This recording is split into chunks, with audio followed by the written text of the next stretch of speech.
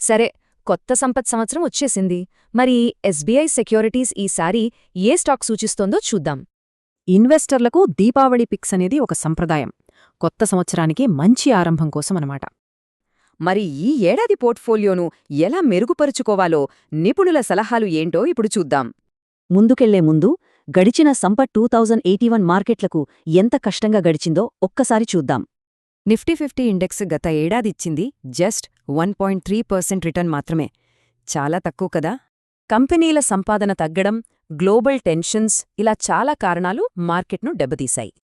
Foreign ఇన్వెస్టర్లు అమ్మేస్తుంటే మన డొమెస్టిక్ ఇన్వెస్టర్లు మాత్రం కొంటూ మార్కెట్ను ఆదుకున్నారు. ఇంత కష్టమైన మార్కెట్లో కూడా గత ఏడాది దీపావళి పిక్స్ ఎలా పర్ఫామ్ చేశాయో తెలుసా?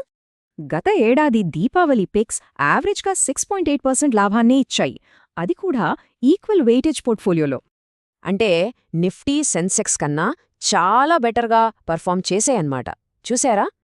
ఈ ట్రాక్ రికార్డ్ చూశాక రాబోయే సిఫారసుల మీద నమ్మకం పెరుగుతుంది కదా. మార్కెట్ ఎలా ఉన్నా ఇండియన్ ఎకానమీ మాత్రం ప్రపంచవ్యాప్తంగా దూసుకుపోతోంది. అవును, ప్రపంచంలోనే ఫాస్టెస్ట్ గ్రోయింగ్ మేజర్ ఎకానమీగా ఇండియా తన ప్లేస్ను నిలబెట్టుకోబోతోంది. మన ఫారెక్స్ నిల్వలు ఏకంగా $700 బిలియన్ దగ్గర ఉన్నాయి. ఇది ఆర్థిక స్థిరత్వానికి పెద్ద ప్లస్. సో ఈ స్ట్రాంగ్ ఫండమెంటల్సే మార్కెట్ ఫ్యూచర్కు మంచి బూస్ట్ ఇస్తున్నాయి. సరే, మరి ఈ పాజిటివ్ అవుట్లుక్తో ఈ ఏడాది కోసం సిఫార్సు చేసిన 15 స్టాక్స్ ఏంటో చూసేద్దాం. ఫస్ట్, ఆటోమొబైల్ ఇంకా దాని అనుబంధ రంగాల్లో 5 కంపెనీలు ఉన్నాయి. డిమాండ్ పెరగడం, గవర్నమెంట్ సపోర్ట్ వల్ల ఈ కంపెనీలు లాభపడొచ్చని అంచనా వేస్తున్నారు. నెక్స్ట్, BFSI అంటే బ్యాంకింగ్, ఫినాన్స్, ఇన్షూరెన్స్ సెక్టార్.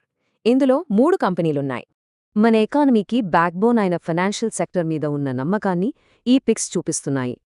ఈ లిస్ట్లో next metals and mining sector. ఇక్కడ 3 కంపెనీలున్నాయి. ఇండస్ట్రియల్ యాక్టివిటీ పెరుగుతుందన్న అంచనాలతో ఈ స్టాక్స్ను సెలెక్ట్ చేశారు. ఫైనల్గా వేరే ముఖ్యమైన రంగాల్నుంచి కూడా కొన్ని కంపెనీలను సెలెక్ట్ చేశారు. అంటే హెల్త్ కేర్, డిఫెన్స్, కన్జ్యూమర్ ఇలా అన్ని రకాల సెక్టర్లలో అవకాశాలను చూశారన్నమాట. చూశారుగా, ఈ పిక్స్ ఒక రోడ్ మ్యాప్ లాంటివి. ఇక లాంగ్ టర్మ్లో ఏం చేయాలో నిర్ణయించుకోవడమే మిగిలింది.